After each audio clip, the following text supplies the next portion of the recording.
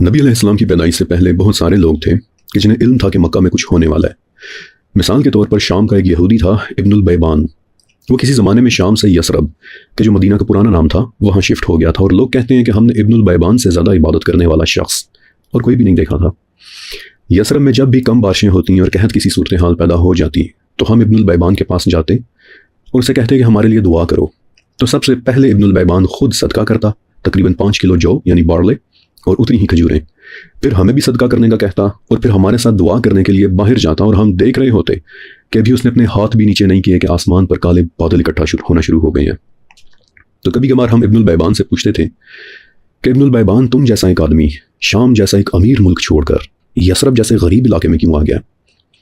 تو آگے سے وہ جواب دیتا کہ مکہ میں ایک نبی پیدا ہوگا اور تم دیکھو گے کہ بالآخر وہ یہی مدینہ آ کر رہے گا، اور میں چاہتا ہوں کہ مرنے سے پہلے ایک مرتبہ میں اس نبی کو دیکھ لوں، لیکن لگتا ہے کہ شاید میری عمر میرا ساتھ نہ دے، لیکن اگر تم لوگ اسے دیکھو تو سنو، اس پر ایمان لانے میں پھر کسی قسم کی دیر نہ کرنا۔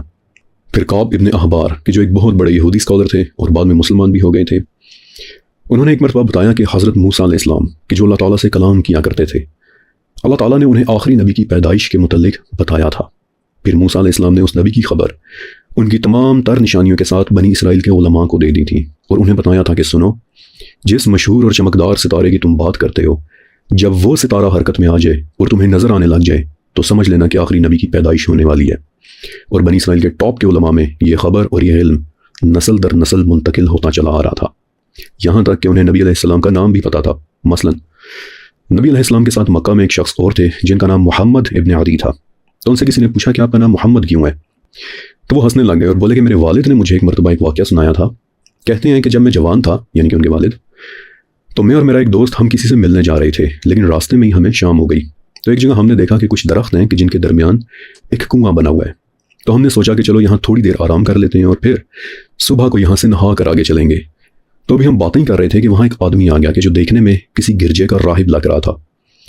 کہنے لگا کہ مجھے معاف کرنا، لیکن میں نے تمہاری باتوں کی آواز سنی اور تمہاری زبان سے میں نے اندازہ لگایا کہ تم لوگ یہاں کے نہیں ہو، اس لیے دیکھنے آ گیا کہ یہاں کون آیا ہے۔ تو ہم نے بتایا کہ ہم بنو مدر سے آئے ہیں۔ تو یہ نام سن کر وہ راہب اچانک سے الرٹ ہو گیا اور پوچھنے لگا کہ مدر کے کس قبیلے سے؟ تو ہم نے بتایا کہ خندف سے۔ تو وہ خاموش ہو گیا اور پھر کہنے لگا کہ عنقریب تم لوگوں میں ایک نبی آئے گا، اور اگر تم اسے دیکھو تو اس کی غلامی کرنا، کامیاب ہو جاؤ گے۔ تو ہم نے پوچھا کہ کیا آپ ہمیں اس نبی کا نام بتا سکتے ہیں؟ تو اس نے کہا محمد۔ اگلی صبح ہم لوگ اپنے سفر پر آگے چلے گئے، لیکن جب ہم واپس مکہ پہنچے تو اس سال جس کے گھر بیٹا پیدا ہوا اس نے اپنے بیٹے کا نام محمد رکھ لیا، اور اسی لیے میرا بھی نام محمد ہو گیا۔